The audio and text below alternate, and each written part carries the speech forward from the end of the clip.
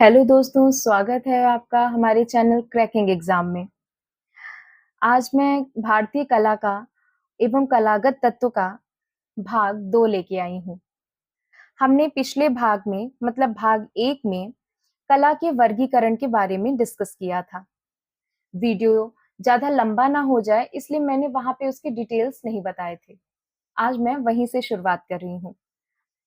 कला का वर्गीकरण जैसा कि मैंने बताया कि दो दो इसके भाग हैं। पहला उपयोगी कला और दूसरी ललित कला। अब हम जानते हैं उपयोगी कला क्या होती है। उपयोगी कला वो होती है जो हमारे जीवन की आवश्यकताओं को पूर्ण करती है, जिसको हम उपयोग में ला सकते हैं। उस कला का हम इस्तेमाल करके अपने घर का भरण पोषण कर सकते हैं, पैसा कमा सकते हैं, सीधी भाषा में एक रोजगार के रूप में उसको अपना सकते हैं। इसलिए उसको उपयोगी कला की संज्ञा देते हैं। उसमें जैसे कि उसमें एग्जाम्पल्स आ सकते हैं, आभूषण का निर्माण।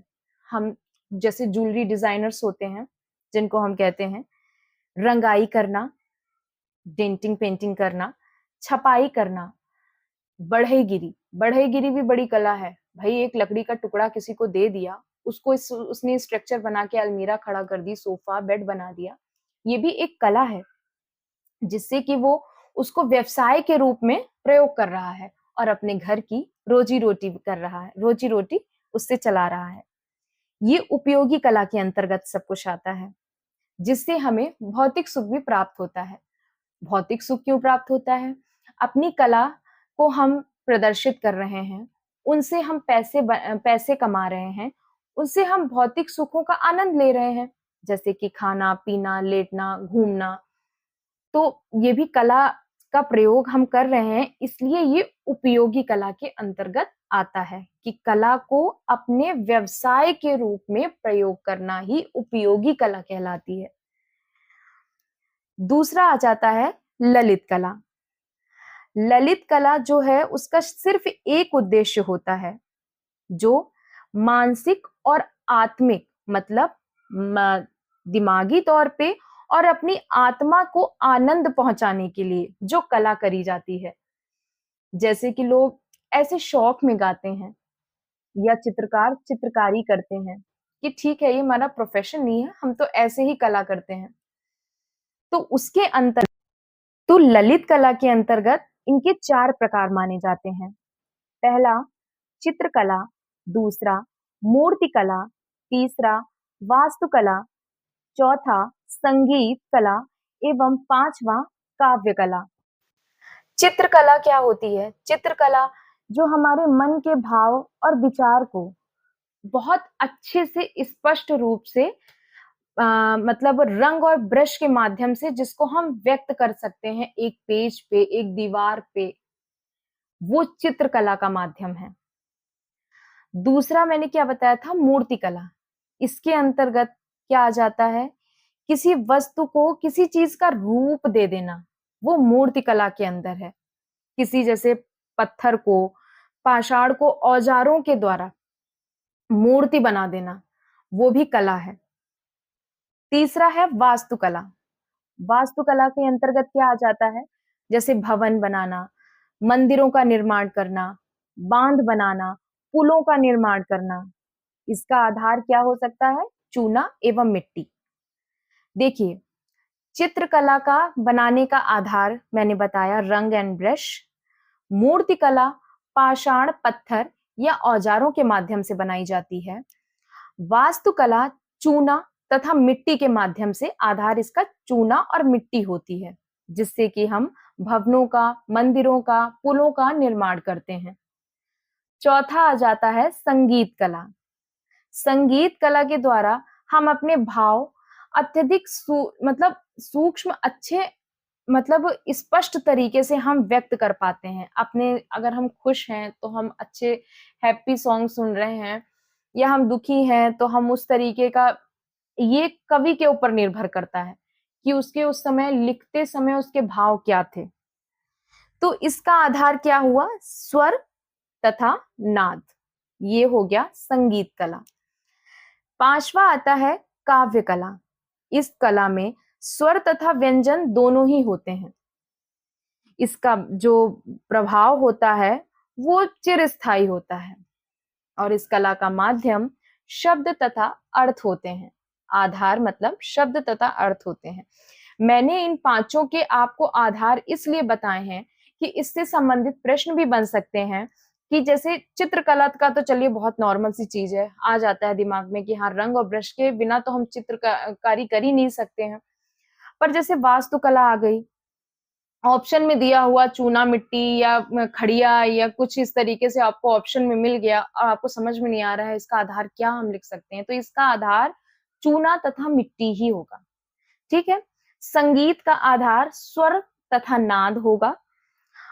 काव्य कला का आधार शब्द तथा अर्थ होगा। चित्रकला का आधार रंग व ब्रश होगा। तो ये हो गए कला के भेद। फिर जो ललित कला के भेद हैं, हमने जो उपयोगी कला और ललित कला पढ़ी, उसमें मैंने ललित कला के जो मतलब भेद थे वो मैंने आपको बताए कि ललित कला के अंतर्गत क्या-क्या, कौन-कौन सी कलाएं आती हैं। अब ललित कला के कौन से भेद होते हैं? ललित कला के 2 भेद होते हैं। देखिए, हमारी जो मैं पढ़ा रही हूँ उसको ठीक से समझिएगा। उपयोगी कला मैंने बताई, उसके बाद मैंने आपको ललित कला बताई। ललित कला को ललित कला के अंतर्गत क्या-क्या रखा गया है? चित्रकला, मूर्तिकला, वास्तुकला, संगीत कला और काव्य कला। ऐसे ही ललित कला के भेद मतलब ललित कला को कितने भागों में बांटा है? 2 भागों में बांटा है। 2 भाग कौन-कौन से हैं? पहला रूपप्रद कलाएं और दूसरा अरूपप्रद कलाएं। ठीक है। कितने 2 भेद हो गए, रूपप्रद कलाएं और अरूपप्रद कलाएं। अच्छा, रूपप्रद जो रूपप्रद कलाएं होती हैं वो होती क्या है? रूपप्रद कलाएं जिनमें आप जिनका आपको रूप दिखाई देगा, जैसे चित्रकला। चित्रकला बनी हुई है तो वो आपको दिखाई दे रही है कि ये पेज पे या कैनवास पे या वॉल पे कहीं बनाई गई है, या मूर्ति बनाई गई है पत्थर से या मिट्टी से तो वो आपको दिखाई दे रही है, इसका रूप है आपके सामने। तो ये हो गई रूप कला और इसके अंदर वही चित्रकला, मूर्तिकला और वास्तुकला आते हैं। फिर हो गया अरूपप्रद कला। जो अरूपप्रद कला है उसके अंदर उसका कोई रूप नहीं होता, जैसे कि संगीत कला। ठीक है। काव्य कला, आदमी स्टेज पर खड़े होके गा रहा है या 4 लोगों के मध्य में बीच में गा रहा है, तो उसका हमें कोई रूप तो दिख नहीं रहा है, वो गा रहा है, तो वो अरूपप्रद ललित कला के अंतर्गत आता है। अब हम आ जाते हैं कला के प्रकारों पे। अच्छा, कला के प्रकारों को किस प्रकार से डिवाइड किया गया है? कला का निर्माण जिस आधार पर होता है, वो उसी प्रकार की कला कहलाती है। जैसे कि आप मान लीजिए चित्रकला ही ले लीजिए। जो चित्रकला है जैसे भवन की भित्तियाँ जैसे जो दीवारें हैं, उनके ऊपर छतों पे, स्तंभ पे, कागज तथा भोजपत्र पे जो अंकन किया जाता है, वो चित्रकला के अंतर्गत आ जाता है। ठीक है? इन पे चित्र किया गया है। फिर आ जाती है मूर्तिकला। मूर्तिकला धातु तथा पत्थर को तराश कर बनाई जाती है, तो वो मूर्तिकला कहला कहला दी जाती है। फिर तीसरी आती है वास्तु या स्थापत्य कला। वास्तु व स्थापत्य कला के अंतर्गत भवन निर्माण, मंदिर, स्तूप, चैत्य और मकबरे और दुर्ग तथा महल भी होते हैं। ये किस में आते हैं? स्थापत्य कला में और या वास्तुकला के अंतर्गत। फिर आ जाता है मृद भांड कला। मृद भांड का मतलब हो गया जिसमें मिट्टी के बर्तनों से बर्तन बनाए जाते हैं, वो भी कला के अंतर्गत आता है। मिट्टी के बर्तन बनाना भी सरल नहीं है कि जो चाक पर लोग कुम्हार जो बर्तन बनाता है वो भी एक कला के ही अंतर्गत आता है। तो मिट्टी के बर्तन मतलब मृद भांड कला के अंतर्गत। फिर आ गई मुद्रा कला। मुद्रा कला क्या है? मोहरे या सिक्के। मोहरे और सिक्के बनाना मुद्रा कला कहलाती है। कोई भी रैंडम व्यक्ति आके तो मुद्रा या सिक्के बना नहीं सकता है, तो वो भी कला के ही अंतर्गत आता है। मोहरे या सिक्के बनाना मुद्रा कला कहलाती है। अब जिन पदार्थों से हम कलाकृतियों से किसी चीज का निर्माण करते हैं, उसी के हिसाब से हम वही कला का प्रकार हो जाता है। जैसे कि अब मैंने चित्र के बारे में आपको बताया। फिर आ जाती है धातु कला। धातु कला पीतल तथा तांबे या मतलब जो कांस्य कहते हैं उससे बनाई गई मूर्तियां वो भी कला के अंतर्गत ही आती हैं कि मतलब उनसे हम धातु से क्या-क्या बना सकते हैं, पीतल से, तांबे से हम बर्तन बनाते हैं, उससे मूर्तियां बनाते हैं, तो वो धातु कला हो गई। फिर आ गई मृत्तिका कला, जो मिट्टी से निर्मित कलाकृतियां और खिलौने बनते हैं उनको उनको क्या कहते हैं? मृत्तिका कला कहते हैं। देखिए मृदभांड कला अलग हो गई, उसमें मिट्टी के बर्तन की संज्ञा होती है और मृत्तिका कला में मिट्टी के खिलौने हैं। बचपन में सभी ने खेले होंगे, अभी भी त्योहारों पे आप देखेंगे, मेला वगैरह में आप जाएंगे, आपको मिट्टी के खिलौने और बर्तन देखने को मिल जाएंगे, तो वो भी मृत्तिका कला के अंतर्गत आता है। फिर हो गई प्रस्तर कला। प्रस्तर कला के अंतर्गत आता है पत्थर से गढ़ी हुई जो मूर्तियां होती हैं, पत्थर की जो मूर्तियां बनाई होती हैं, वो प्रस्तर कला कहलाती है। और फिर आ गई दंत कला। दंत कला किससे? आपने देखा होगा हाथी के दांतों से भी चीजें बनाई जाती हैं। चीजें जो हाँ है, हाथी के दांतों से भी चीजें बनाई जाती हैं। लोग खिलौने बना देते हैं और या बैंड बना देते हैं। मतलब खिलौने आप देखेंगे हाथी के दांतों इतनी चमक होती है, क्लिप्स वगैरह भी, इवन तो मैंने तो क्लिप्स भी देखे हैं हाथी के दांतों के, महंगे होते हैं, कॉस्टली होते हैं, क्योंकि ये सोचिए हाथी के दांतों से उस पे दांतों को मतलब हाथी के जो दांत होते हैं उस पे कला करना, उसमें डिजाइन बनाना, उसको आकृति देना, तो ये कला ही तो है। ये दंत कला के अंतर्गत आता है।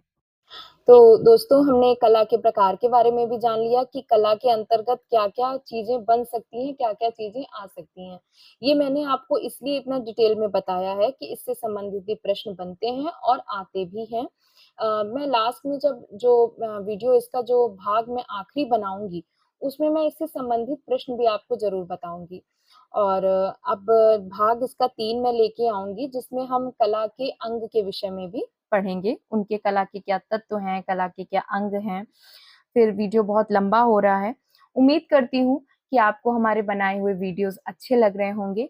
अगर आपको हमारे बनाए हुए वीडियोज़ अच्छे लग रहे हैं, तो प्लीज़ मेरे चैनल को सब्सक्राइब कीजिए, वीडियो को लाइक और शेयर कीजिए और बेल आइकन को ज़रूर प्रेस कीजिए, जिससे कि मेरे आने वाले वीडियोज़ की आपको जानकारी मिल सके। धन्यवाद।